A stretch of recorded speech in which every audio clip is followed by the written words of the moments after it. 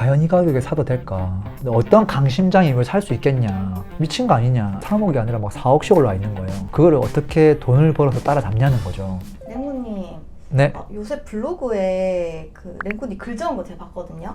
요즘 부동산 가격 미쳤다 이렇게 남겨주신 거예요. 네네네. 6월 중순 때 한번 올렸죠. 네. 대책 나오기 전에. 근데 랭구님 최근에도 저랑 그 스튜디오 찍으러 여기 왔을 때 네. 요새 호가 진짜 장난 아니다 막 이렇게 또 말씀하셨잖아요. 네네. 미쳤다는 이야기를 좀 했죠. 대출 규제 이후에도 왜 이렇게 가격이 계속 오르는 걸까요?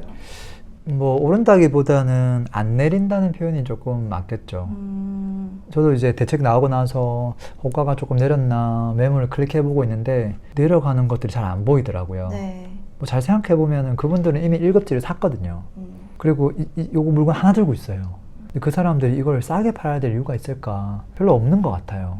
그냥 뭐 이 가격에 살 사람 있으면 사고 뭐 아니면 뭐 자기는 급할 게 전혀 없다 이런 분들이 많은 것 같아요. 제가 그냥 주로 맨날 보는 게 뭐 강남까지는 뭐 클릭을 안 해보더라도 그 경계선에 있는 게 뭐 용산구 이런 거거든요. 네. 용산에 있는 아파트 중에서 그냥 구축 같은 것들 한번 클릭해보면 이촌 코오롱 같은 것들이에요.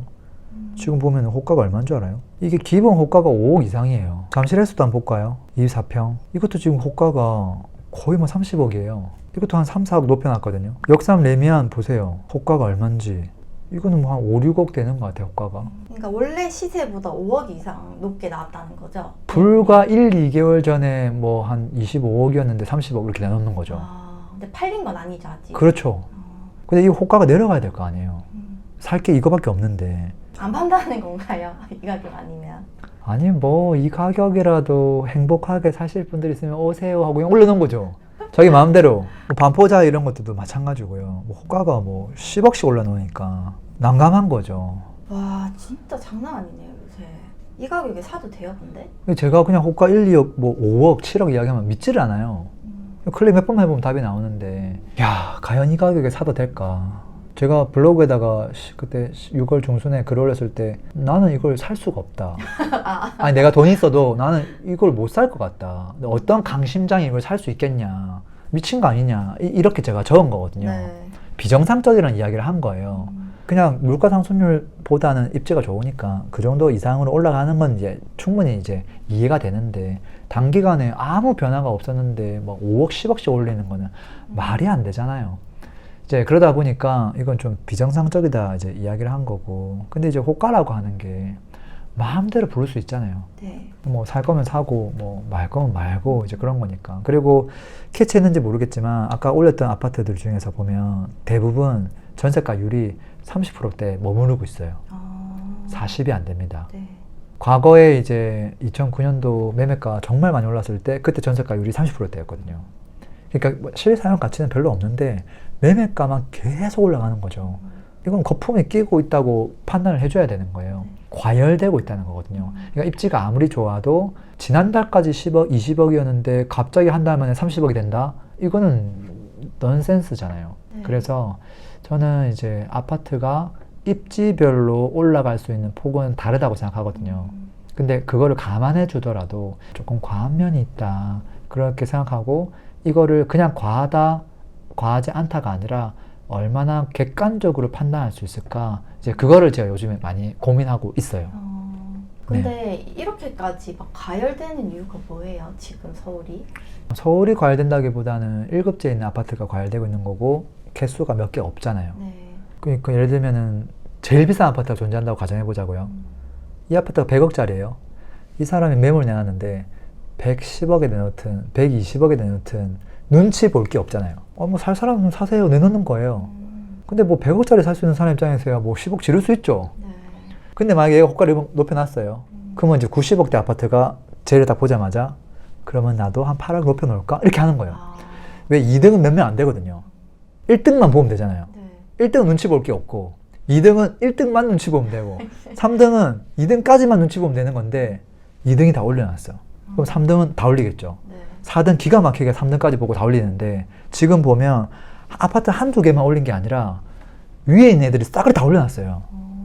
그게 제일 재미난 거예요. 그래서 이제 와 이렇게 해서 하면 위험하다. 그래서 입지가 좋은 것들은 연평균 상승률이 뭐 15%, 뭐 20%까지 나오거든요. 네. 근데 그거 대비 너무 지금 빠른 속도로 가고 있다.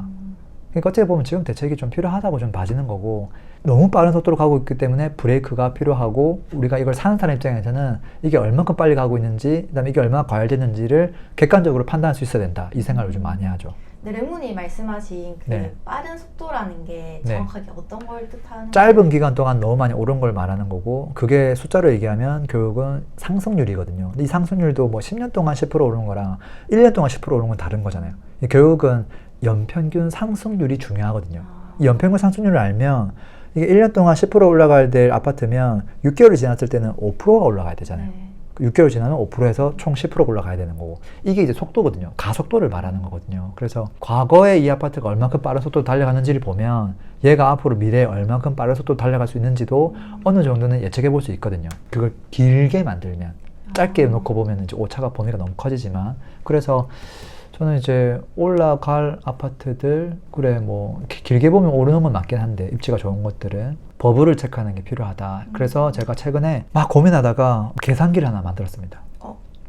저번 영상에서 랭군님 뭐 계산기 만들었다고 했잖아요. 그거예요? 네네. 그래서 내가 처음에 고점 계산기라고 적을까 하다가 버블 계산기가 이름이 예쁜 것 같아가지고 버블 계산기라고 하나 이름을 지었거든요. 네. 이 계산기 제가 어떻게 돌아가는지 한번 보여줄게요, 실제. 네. 이게 지금 제가 만든 계산기 화면이거든요. 내가 궁금한 아파트를 씁니다. 아무거나 입력을 해요. 자, 잠실에서 24평이 지금 고점일까 아닐까 네. 고민을 하는 거예요. 그리고 나서 어떤 걸 하는 거냐면 이 아파트가 과거 한 10년 동안 얼만큼 많이 상승했는지를 체크를 해봐야 돼요. 근데 이 기간이 중요하거든요. 제가 보면은 from 2를 잡았는데 from이 2013년 4월에서 2가 23년 4월까지입니다. 네. 왜 제가 기간을 이렇게 잡았을까요? 사실 최근 10년을 할 수도 있고 내 마음대로 잡을 수 있거든요. 뭐 과거 뭐 2006년도부터 16년도 잡을 수도 있고 내 마음대로 할 수 있는데, 제가 이렇게 잡은 이유는 보수적으로 계산하고 싶어서 가장 최근에 하락을 많이 해서 저점이었 때가 언제냐면 2023년 초였거든요. 네. 잠실에서 입장에서도 23년 4월 달이 최저점이었어요. 그때가 올랐다가 쫙 목걸어져가지고 바닥 쳤을 때거든요.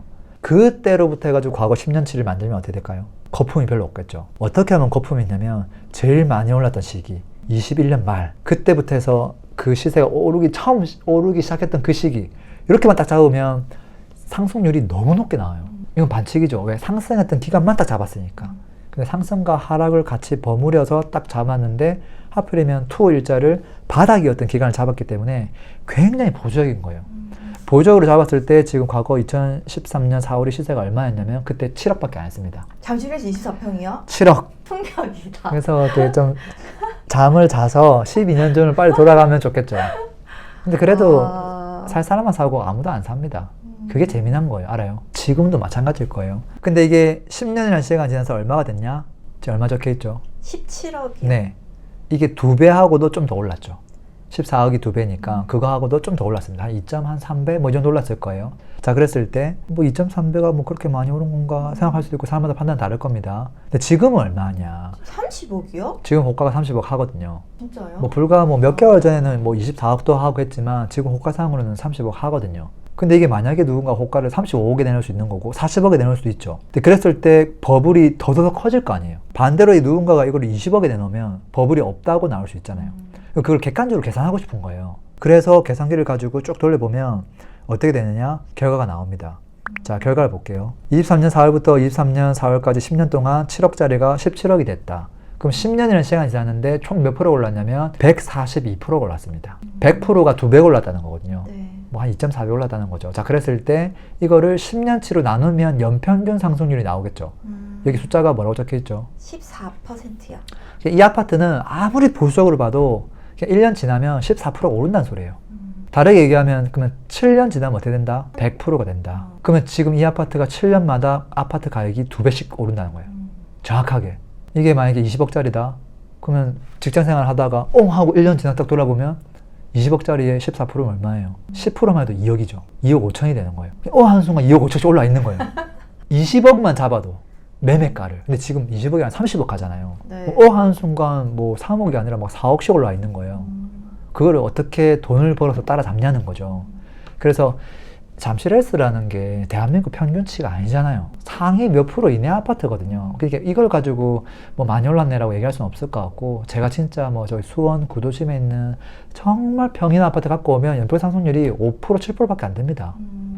그런 것들이 이제 수천 개가 널려 있어요, 사실은. 이런 것들은 특수한 경우거든요. 해석이 달라져야 된다는 거고. 그래서 아파트마다 연평 상승률은 다르다. 그랬을 때 이 아파트가 미래 1년, 2년, 3년, 4년 지났을 때 얼마가 되어야 정상이다라는 것도 만들어낼 수 있죠. 그래서 만들어냈죠. 미래 시세가 2023년 4월 달에 17억이었다고 하면 연평균 14점 몇 프로씩 올라간다고 가정을 때렸을 때 24년 4월에는 19억 4천, 25년 4월에는 21억 8천, 1년 지나면 24억 2천 이렇게 가야 정상이다라는 거예요. 아, 엄청 지금 그러면 버프 많이 낀 거네요. 지금 30억짜리를 매수한다? 그럼 어떻게 되는 줄 알아요? 바보네요. 그래서 결론적으로 이 계산기에서 마지막 결론을 딱 내주거든요. 정확하게. 자, 지금 25년 7월에 호가를 딱 봤더니 30억입니다. 네. 적정 시세는 얼마냐면 22억 6천이에요. 이 얼마의 차이예요? 7억 3천의 차이가 있어요. 내가 7억 3천 호갱이 되는구나. 고평가율이 32%구나. 와, 7억 고평가로 산다는 게 바로 나오네. 그래서 이걸 보게 되면 고평가가 플러스가 아니라 마이너스인 것들은 저평가거든요. 그것들을 찾고 싶겠죠. 또 그런 것들을 찾으면 또 엄청 많이 나옵니다. 저도 써보고 싶어요. 네, 뭐 쓸 수 있게 해드릴 수 있죠. 와, 그럼 7억 3천이면 지금 그냥 당연히 사면 안 되는 거네요? 일단 보수적인 관점으로 보면 그렇죠. 근데 이거는 제가 극강의 보수라고 말을 한 거고 조금 더 느슨하게 하더라도 제가 봤을 때는 한 3억 이상은 내가 웃돈 주고 사는 거다라는 생각을 하긴 합니다. 그럼 이제 고평가율이 한 절반 정도 떨어졌을 때 한 16%좀 되겠죠. 네. 근데 이 아파트가 연평균 14%씩 올라가니까 내가 뭐 그래 1년만 지나가면 또 다시 제자리가 되고 그 다음부터는 또 내가 먹는구나 라고 생각하면 선택할 수도 있어요. 근데 어쨌든 지금 제 기준으로 보면 좀 과하긴 과하다 이 생각은 확실히 하고요. 그리고 이거를 재밌는 게 타임머신을 타고 옛날로 돌아가서 검증도 할 수 있습니다. 한번 해볼까요? 네. 자, 예를 들어서 지금 최근에 특히 올해 초에 너무 많이 올랐거든요. 네. 너무 심하게.